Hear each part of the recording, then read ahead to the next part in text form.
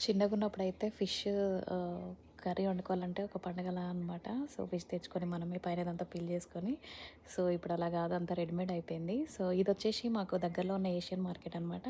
ఇక్కడ లైవ్‌గా fish and prawns, crabs అన్నీ దొరుకుతాయి. సో, అక్కడ నెంబర్ ఉంది కదా! సో, మనం అందులో నెంబర్ చెప్పేస్తే వాళ్ళు ఇలా కట్ చేసి ఇస్తారనమాట.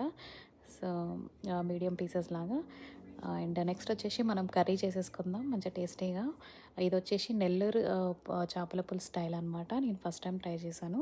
సో, ధనియాలు, ఆవాలు, మెంతులు డ్రై రోస్ట్ చేసేసుకోవాలి. పక్కన పెట్టుకొని, తర్వాత అదే బాండీలో ఆయిల్ వేసేసుకొని, ఆనియన్స్ సన్నగా తరుక్కొని వేసుకోవాలి. గ్రీన్ చిల్లీ, కరివేపాకు, ఆనియన్స్ బాగా మగ్గిన తర్వాత పసుపు, కొంచెం జింజర్ గార్లిక్ పేస్ట్ అండ్ కారం వేసేసుకొని, తగినంత ఉప్పు వేసుకోవాలి. తర్వాత 2 టమాటాస్ ప్యూరీ చేసేసుకొని వేసేసుకోండి. టమాటా బాగా మగ్గిన తర్వాత లైక్ పైన ఆయిల్ తేలాక చింతపండు పులుసు వేసేసుకోండి. ఫస్టే నేను కొంచెం ఉప్పు, సాల్ట్, కొద్దిగా కారం, లైట్‌గా కారం వేసేసుకొని మ్యారినేషన్ చేసి పక్కన పెట్టుకున్నాను ఫిష్‌వి. సో, అవి వేసేసుకోవాలనమాట బాగా మరిగిన తర్వాత.